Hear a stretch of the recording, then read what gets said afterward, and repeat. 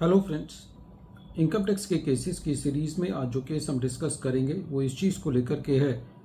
कि यदि कोई एसएससी एक प्राइवेट लिमिटेड कंपनी है जो कि अपनी इनकम को एक्रूअल बेसिस पर लेता है, लेकिन यदि एसएससी को कोई ड्यूटी ड्रॉबैक रिसीव होता है और एसएससी उस ड्यूटी ड्रॉबैक को रिसिप्ट बेसिस पर अपनी टैक्सेबल इनकम में लेता है, तो क्या असेसिंग ऑफिसर खाली इस बेसिस पर एसएससी के ड्यूटी ड्रॉबैक की इनकम को एक्रूअल बेसिस पर ले सकता है कि SSC accrual system of accounting maintain करता है, या वो income as per section 145B subsection 3 receipt basis पर टैक्सेबल होनी चाहिए। यही इशू दिल्ली ITAT की जी बेंच ने अपने एक केस बंदो India private limited versus income tax officer के केस में डिसाइड की। ये case 138 ITR tribunal short notes 33 पर रिपोर्ट हुआ और इस केस का जजमेंट 26 फरवरी 2026 को आया। प्रेजेंट केस में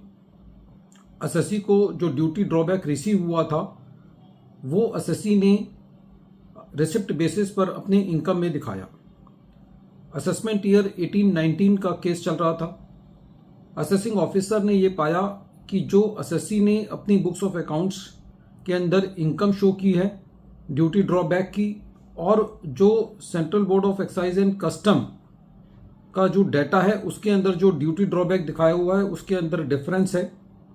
और असेसिंग ऑफिसर ने 9,25,662 रुपीज़ को एसएससी की इनकम में एड बैक किया, ये कहते हुए कि क्योंकि SSC accrual system of accounting maintain करता है इसलिए ये इनकम एसएससी की इनकम में ऐड बैक होनी चाहिए। जबकि एसएससी का ये कहना था कि सेक्शन 145B सबसेक्शन 3 के मुताबिक read with section 2 clause 24 sub clause 18 के मुताबिक ये इनकम रिसिप्ट बेसिस पर टैक्सेबल होगी। लेकिन असेसिंग ऑफिसर ने एसएससी की एक्सप्लेनेशन को नहीं माना और जो इनकम थी उसको एक्रूअल सिस्टम पर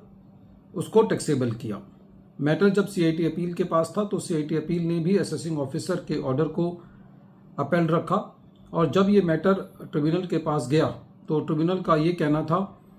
कि जो सेक्शन 145B है वो टैक्सेबिलिटी ऑफ सर्टेन इनकम्स की बात करता है, और सेक्शन 145B का जो सबसेक्शन 3 है वो ये कहता है कि जो इनकम्स सेक्शन 2 क्लॉज 24 क्लॉज 18 के अंदर मेंशन की गई हैं वो रिसिप्ट बेसिस पर टैक्सेबल होंगी यदि वो इनकम पहले किसी साल के अंदर टैक्सेबल नहीं हुई है। अब बात आती है कि सेक्शन 2 क्लॉज 24 क्लॉज 18 के अंदर कौन कौन से इनकम दी गई हैं। सेक्शन 2 क्लॉज 24 क्लॉज 18 के अंदर ये कहा गया है कि यदि किसी एसएससी को कोई असिस्टेंस मिलती है, वो असिस्टेंस चाहे सब्सिडी के रूप में हो, ग्रांट के रूप में हो, वो कैश इंसेंटिव हो सकता है, वो ड्यूटी ड्रॉबैक हो सकता है, वो किसी तरीके का वेवर हो सकता है, या कंसेशन हो सकता है, या रिम्बर्समेंट हो सकता है, या और किसी नाम से यदि एसएससी को कोई असिस्टेंस मिलती है किसी सेंट्रल गवर्नमेंट से, किसी स्टेट गवर्नमेंट से, किसी और अथॉरिटी से, या किसी एजेंसी से, तो ऐसे केस में वो इनकम जो है वो सारी की सारी एसएससी की इनकम कहलाएंगी। कहने का मतलब ये हुआ कि सेक्शन 2 क्लॉज 24 क्लॉज 18 के अंदर जो इनकम आती हैं, जो भी अमाउंट हैं वो सब इनकम कहलाएंगे, और उनकी टैक्सेबिलिटी जो है वो सेक्शन 145B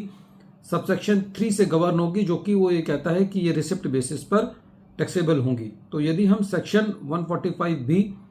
सबसेक्शन 3 को सेक्शन 2 क्लॉज 24 क्लॉज 18 के साथ पढ़ेंगे तो ये बात निकल के आती है कि वो सारी इनकम्स जो कि सेक्शन 2 क्लॉज 24 क्लॉज 18 के अंदर हैं वो रिसिप्ट बेसिस पर टैक्सेबल होंगी। तो इस तरीके से ट्रिब्यूनल ने जो CIT अपील ने एसएससी की इनकम को टैक्सेबल किया था उसको डिलीट किया। वीडियो के अंत में एक बार फिर मैं केस का नाम रिपीट कर रहा हूँ। केस का नाम है बंदो India private limited versus income tax officer, और ये case 138 ITR tribunal short notes